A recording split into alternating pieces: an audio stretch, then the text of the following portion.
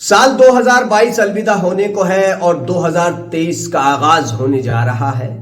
सहारनपुर में 2022 में अगर हम पॉलिटिक्स की बात करते हैं, सियासत की बात करते हैं, तो यहां पर कई चेहरे सुर्खियों में रहे। कई ने पाला बदला और किस्मत आजमाई लेकिन शिकस्त खाई। कई ने पाला बदला, किस्मत आजमाई और कामयाब हुए।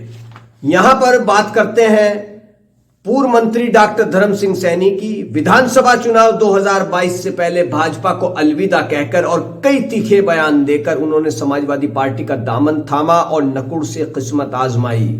समाजवादी पार्टी में कांग्रेस छोड़कर इमरान मसूद भी पहुंचे और कभी एक दूसरे के मुकाबिल चुनावी मैदान में उतरने वाले डॉक्टर धर्म सिंह सैनी और इमरान मसूद एक मंच पर आए।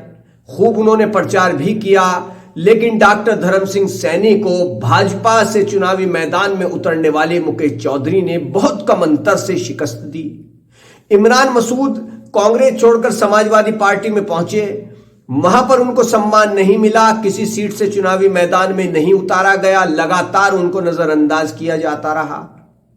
यहां पर असदुद्दीन ओवैसी ने भी कई सभाएं की विधानसभा चुनाव 2022 के दौरान, लेकिन किसी भी सीट पर कोई खाता नहीं खुला और कोई खास कमाल उनका कोई प्रत्याशी यहां पर नहीं कर सका।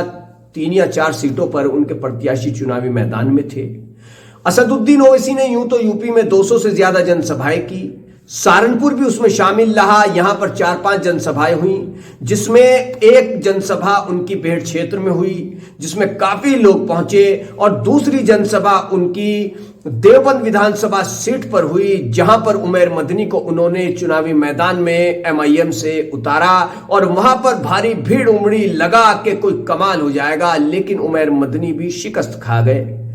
इमरान मसूद बाद में साल के अंत तक आते आते बहुजन समाज पार्टी में शामिल हो चुके हैं। डॉक्टर धर्म सिंह सैनी ने एक बार फिर से भाजपा में शामिल होने की कोशिश की, लेकिन कहा गया कि उनको अभी भाजपा हाईकमान ने पार्टी में शामिल होने के लिए हरी झंडी नहीं दी है, उनको सही वक्त का इंतजार करना पड़ेगा। कुछ लोग कहते हैं कि भाजपा के ही कुछ नेता डॉक्टर धर्म सिंह सैनी की भाजपा में वापसी की मुखालफत यानी विरोध कर रहे हैं, इसलिए उनको पार्टी में शामिल नहीं कराया गया है। बहरहाल इमरान मसूद बहुजन समाज पार्टी का दामन थाम चुके हैं। जिस तरीके से शानदार वापसी हुई है उसने सबको चौंका दिया है। इमरान मसूद जिन्होंने खुद भी ये बात कई बार कही कि हाँ, मुझे समाजवादी पार्टी में नजरअंदाज किया गया और बहुजन समाज पार्टी में मुझे वो सम्मान मिला है। अब उनको कितना सम्मान बहुजन समाज पार्टी में मिला है ये सभी देख चुके हैं, क्योंकि जिस तरीके से शानदार तरीके से उनकी वापसी हुई है और उसके बाद उनको एक बड़ी जिम्मेदारी दी गई और बहुजन समाज पार्टी ने निकाय चुनाव में सबसे पहले एक टिकट की घोषणा की, वो भी इमरान मसूद की पत्नी को सहारनपुर नगर निगम चुनाव में प्रत्याशी बनाकर। इससे इमरान मसूद का कद बहुजन समाज पार्टी में मजबूत हुआ है। देखना यह भी है कि जो यकीन, जो भरोसा बसपा सुप्रीमो मायावती ने इमरान मसूद पर जताया है, क्या उस पर वो खरा उतरेंगे, ये निकाय चुनाव के नतीजे बताएंगे। साल का अंत तकरीबन हो चुका है, चंद दिन करीब हैं। अब ऐसे में सबकी निगाहें निकाय चुनाव पर लगी हुई हैं। निकाय चुनाव में आरक्षण का जो मामला है वो अदालत में है, इस पर सभी की नजरें लगी हुई हैं कि वहां से क्या फैसला आएगा। ज्यादातर लोगों को उम्मीदें हैं, जो चुनावी मैदान में किस्मत आजमा रहे हैं, कि चुनाव जनवरी में हो सकता है।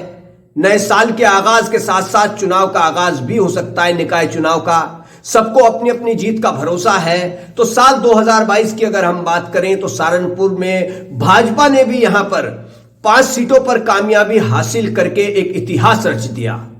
भाजपा नेताओं में जोश खरोश का माहौल है और निकाय चुनाव में भी वो वही कामयाबी तलाश कर रहे हैं। इसके लिए पार्टी संगठन पूरी तरह से तैयार है, मजबूत है। भाजपा नेताओं की तरफ से बयान आ रहे हैं कि निकाय चुनाव में भी वही परचम लहराएगा जो हमने विधानसभा चुनाव में लहराया था, क्योंकि सबका यकीन पीएम मोदी और सीएम योगी आदित्यनाथ की नीतियों पर है।